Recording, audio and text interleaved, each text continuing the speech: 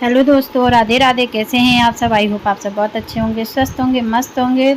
आप सबका स्वागत है मेरे यूट्यूब चैनल सीमास ब्लॉग में। तो फ्रेंड्स, आज हम बात करेंगे आंवला नवमी की कि आंवला नवमी कब है। तो धार्मिक मान्यताओं के अनुसार फ्रेंड्स, आंवला नवमी 10 तारीख को इस बार पड़ रही है और आंवला नवमी के दिन भगवान विष्णु की पूजा होती है और आंवले पेड़ की पूजा होती है। तो इस दिन आंवले के पेड़ के नीचे बैठ के खाना खाना भी बहुत ही शुभ होता है। तो चलिए अब बात करते हैं इसका शुभ मुहूर्त और पूजा विधि की। हिंदू पंचांग के अनुसार अच्छे नवमी यानी आंवला नवमी जो है उसका आरंभ 9 नवंबर को रात 10:45 से हो जाएगा और ये 10 नवंबर को रात 9:01 तक रहेगा। तो और जो हमारी पूजा होती है वो होती है उदया तिथि में।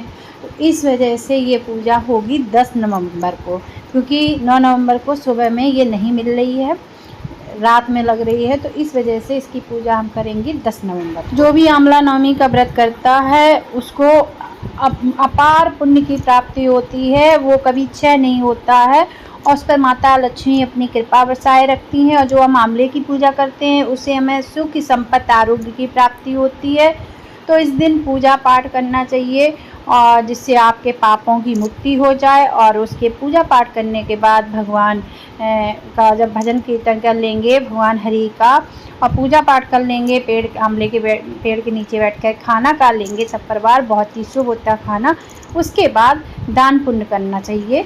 कैसे करें आंवले के पेड़ की पूजा? तो सबसे पहले सुबह में उठो, नहा धोकर साफ़ सुथरे कपड़े पहने और उसके बाद पूजन सामग्री इकट्ठी करके फिर आंवला के पेड़ के पास आसन बिछा के बैठें। पूजा सामग्री में फ्रेंड्स जो आंवला होते हैं वो मेन होते हैं, खीर होती है और जो हमारी फसल होती है इस समय की सर्दी की, शकरकंदी वगैरह, मूली वगैरह, ये सब भी लोग चढ़ाते हैं।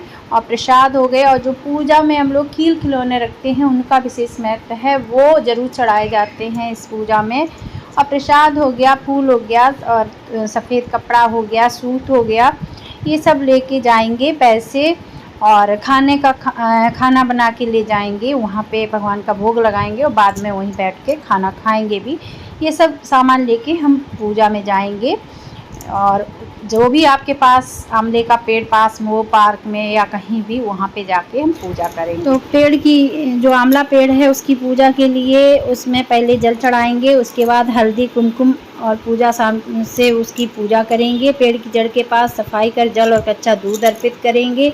तने पर कच्चा सूत और मौली लपेट देंगे। यह करते हुए वृक्ष की 8 बार परिक्रमा करेंगे और कुछ जगहों पर पेड़ की 108 परिक्रमा का भी विधान है, पर 108 हम लोग सोमवती में करते हैं। यहाँ पर आप 8 जो परिक्रमा है वो कर सकते हैं।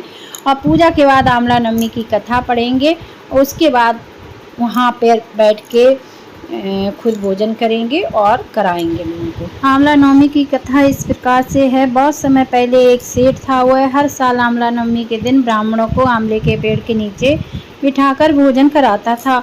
उसके साथ ही सोना चांदी आदि भेंट में देता था। लेकिन ये सब चीज़ें सेठ के बेटों को बिल्कुल भी अच्छी नहीं लगती थी। ऐसे में वह अपने पिता से खूब झगड़ते थे। इन सब चीज़ों से तंग आकर सेठ ने घर छोड़ दिया और दूसरे गांव में जाकर बस गए। उसके साथ ही अपने अकेले जीवन यापन करने लगे। एक दिन उन्होंने अपनी एक छोटी सी दुकान रख ली। इसके साथ ही उस दुकान के आगे एक आंवले का पेड़ भी लगाया। भगवान की कृपा इतनी हुई कि दुकान खूब चलने लगी और उसके साथ ही उसने अपने नियम को न तोड़ते हुए हर साल आंवले के पेड़ की पूजा की। पूजा पाठ करके विधि विधान से और उसके बाद ब्राह्मणों को भोजन कराते रहे। वहीं दूसरी ओर सेठ के लड़के जो व्यापार में कर रहे थे उनका व्यापार एकदम से ठप हो गया और वो बहुत परेशान रहने लगे। तब वो अपने पिता को ढूंढते हुए पिता के पास आए और उनको अपनी गलती समझाकर अपने साथ ले गए। तब पिता ने उनको समझाया और उनसे कहा कि आंवले की जो पेड़ है उसकी पूजा करो, उससे तुम्हारे जो ये दुख दर्द हैं सब दूर हो जाएंगे। ऐसा सुनकर उन लड़कों ने अपने पिता की बात मानकर आंवले की पेड़ की पूजा की और जो उनका व्यापार ठप था वो अच्छे से चलने लगा।